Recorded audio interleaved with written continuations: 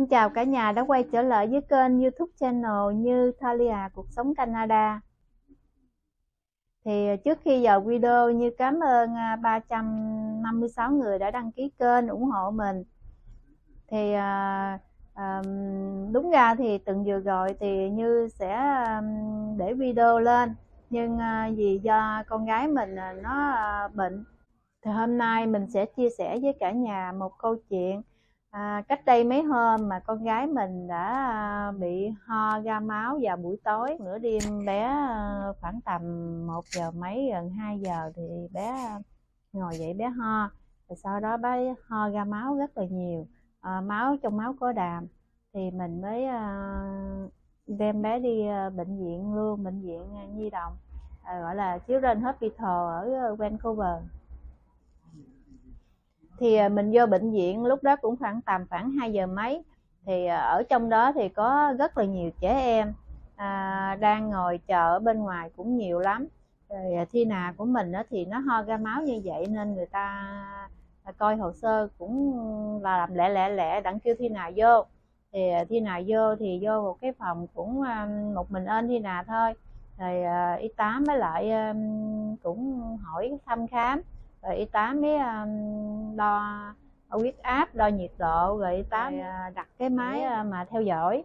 Thì theo dõi tới sáng, thì tầm khoảng cỡ 9 giờ rưỡi thì bác sĩ mới đến. Thì bác sĩ khám xong thì bác sĩ nói là có nhiều cái nguyên nhân, nghi ngờ là sợ máu từ phổi nó trào lên, nó ra đường miệng.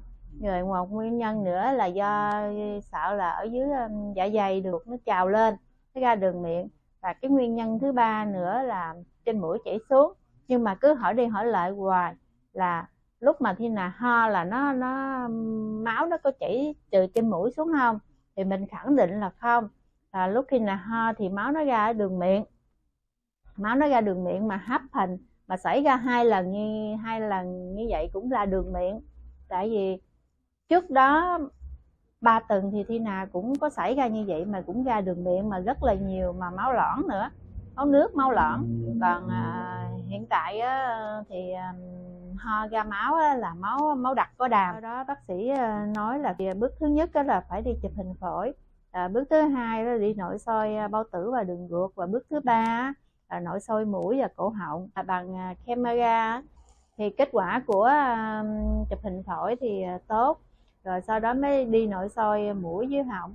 Thì nhìn thấy mới phát hiện ra là trong mũi cái Thi Nà nó có mấy cái ven nó bị vỡ, cho nên dễ làm cho Thi Nà dễ bị chảy máu mũi thường xuyên, là nguyên nhân đó dẫn đến tình trạng nó như vậy. Bây giờ sẽ phẫu thuật mà gây mê.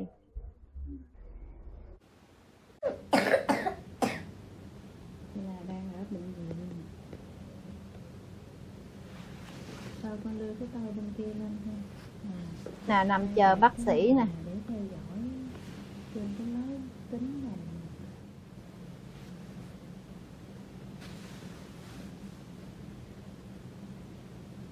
Khi nào chờ rồi ngủ luôn.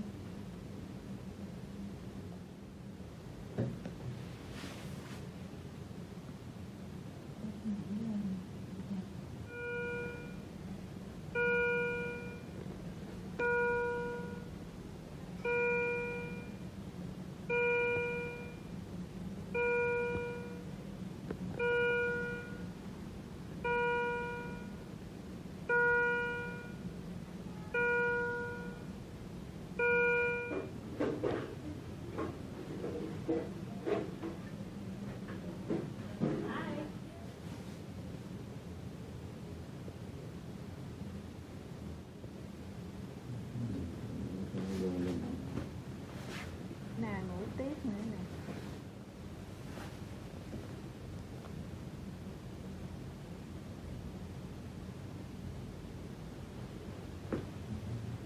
Ở đây có tivi, lắp trần ngủ thêm một giấc nữa.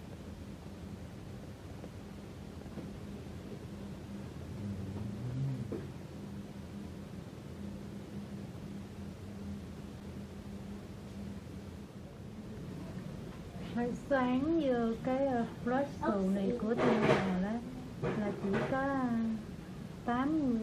84, 85 trở lại à. Mà bây giờ chỉ số nó lên được 111. Còn cái này thì 99. Hồi sáng nó cũng nhảy thấp mà nó nhảy không có điều, bây giờ nó ổn định hơn hồi sáng. Bây giờ 91 trên 68, 76, 101 trên 69, 78, 94 trên 75.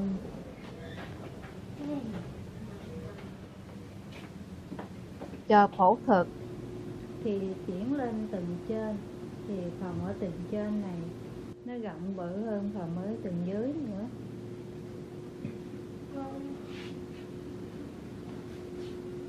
Giường Thi nào nằm nè, rồi bên kia là một cái bàn, rồi một cái ghế ngồi, rồi cái một cái sofa.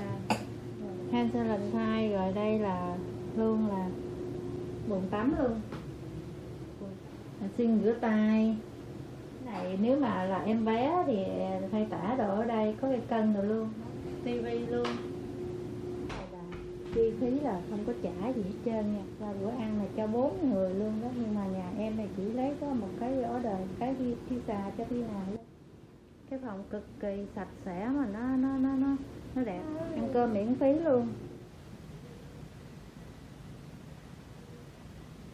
Thì Thi nào gọi là phẫu thuật nhưng mà không có dùng tới dao kéo, chỉ dùng điện, dùng nhiệt để bắn cái ven ở trong mạch máu mũi của Thi nào nó bị dở đó, khiến cho Thi nào dễ bị chảy máu mũi hoài đó. Thì vô ca phẫu thuật rồi. Thank you. 1 tiếng sau thì Okay? We go to your room, all right? Mommy's here. Mommy here nè. You want to see your mommy? No. Mommy Okay. đứng ở đây nè. Nó muốn ngủ rồi. Nó muốn ngủ rồi. That's okay. Thi nào chưa tỉnh nhưng mà kêu Thi nào biết. Kèm á. Cô cái đứa bác sĩ nói được rồi. Vậy hả? Here you go.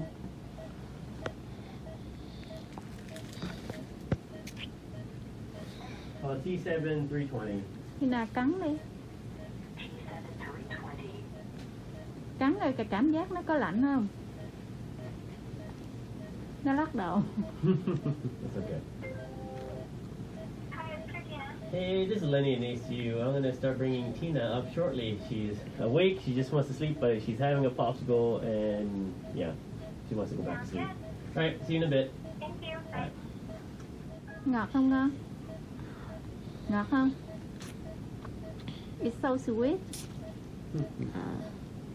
Yes or no? Trả lời đi, it's sweet. Is it sweet? Tina, is it tasty? Tina, what flavor is it? Alright. Okay, good. The big là orange mà. Nó muốn ngủ rồi. That's fine. All right.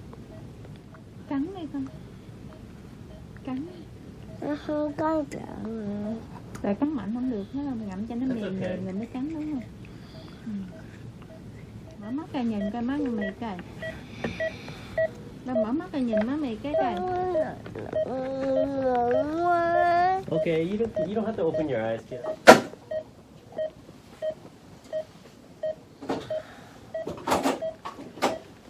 All right. You never used this, right? Didn't use it, no.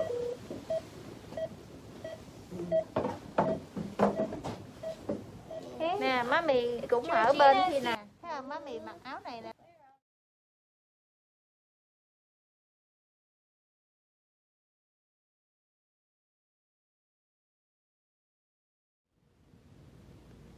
Bây giờ Thi nào về phòng rồi thì Thi nào cũng dẫn chuyền nước biển.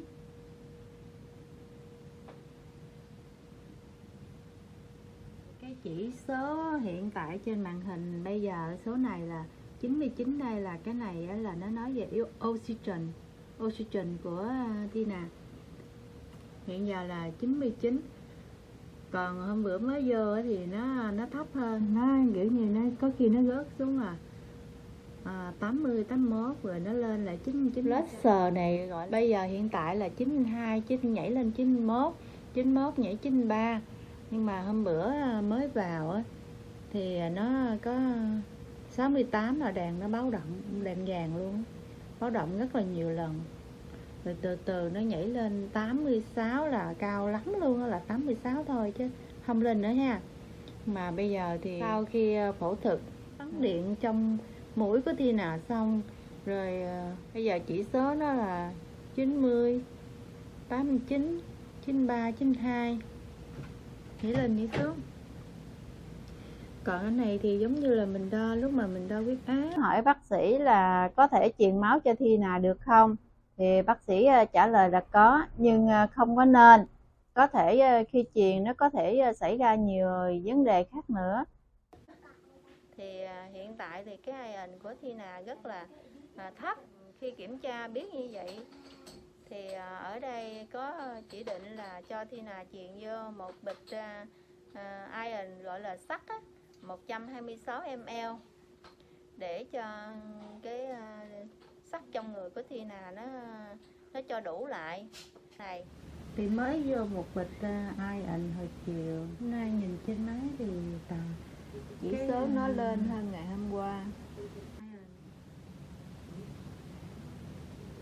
Ngày bây giờ là 4 tiếng sau nữa thì mới truyền thêm dịch nữa. Dự định là qua ngày sau sẽ vô một bịch nữa. Thì tối lại thì y tá người da trắng, y tá vô coi cái chỉ số của Tina đó, thì mình mới hỏi y tá là cái iron trong người của trẻ nhỏ đó thì bao nhiêu, lượng của nó là bao nhiêu là đủ. Thì bả mới dở trong túi áo của bả ra là có cái bảng á, cái bảng độ tuổi á, thì từ 4 tuổi tới 6 tuổi á, trong khoảng từ 70 tới 128, trong cái khoảng đó là được.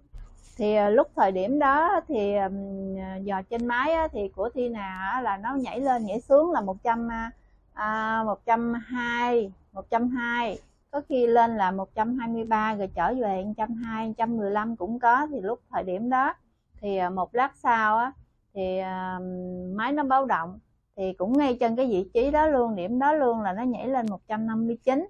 Thì bà y tá mới chạy vô, thì bà xem xong rồi thì bà cũng đi ra mà để mà kiểu như là kịp hoạt lại với bác sĩ á. Một lát sau, khoảng chừng tiếng rưỡi đồng hồ sau, thì Tina của mình nó mới nói tay của con nó nhức quá, nó mỏi, nó nhức quá. Thì mình mới bấm cái nút chuông đó, thì bà y tá bà chạy vô bà hỏi, thì mình mới nói con gái của tao á, nó nói là nó nhức đau nhức hai cái tay nó lắm, nó hết. Thì bả mới xem, thì lúc bả xem thì bả gờ thì chỗ nào đau thì Tina của mình nó nhăn mặt, là mình thấy nó nhăn mặt là mình biết, mình mới chỗ đó. Thì bả mới dò chậm lại, sưng lên hơi phù lên chỗ đó, gần cái chỗ mà ghim kim đó. Thì bả mới nói thế thì phải tháo ra. Bả gờ thì nó đau lắm, thì tháo ra hết luôn. Thì qua ngày hôm sau thì có thay đổi, là không có truyền cho Tina bịch thứ hai nữa.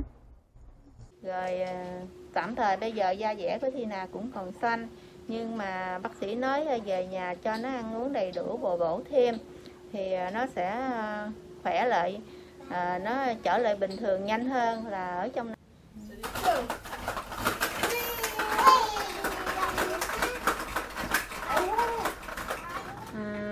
Bây giờ chỉ số hiện tại trước khi Tina chuẩn bị vô hôm thì chỉ số nó được như thế này ha, là 113, 19, 20, nó nhảy lên nhảy xuống ha. Số chính giữa là 100, ở dưới là 25. Còn số bên đây với số bên đây thì nó chênh lệch như vậy, nhưng mà nó chỉ có 1 thôi. Thì bác sĩ ở đây với y tá ở đây thì cũng hết tốt tận tình. Trước khi được thông báo là Tina có thể về chiều hôm nay thì có 2 người thực tập tới trò chơi với Tina, chơi game, chơi mấy cái game rất là fun ha Tina.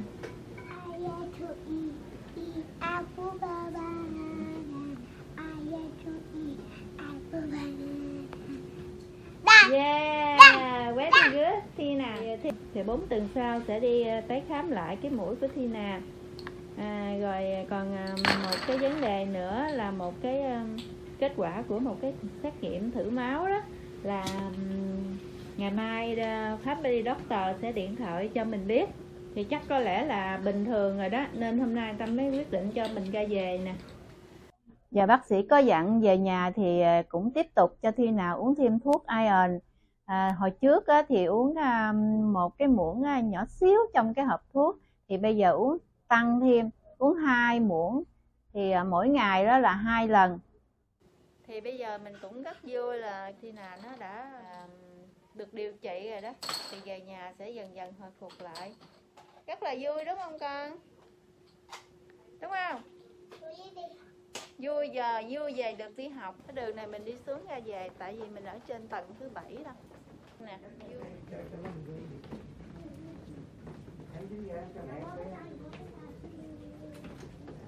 Yeah, giúp chết đi nè. Mình không cần mở cửa, mình dùng cái tay quẩy cái là cửa nó tự động mở. Mẹ đi. Chờ thang máy nó ấp thôi. Không mẹ đi. Đi vô. Vô thang máy. Rồi nó khỏi chạy.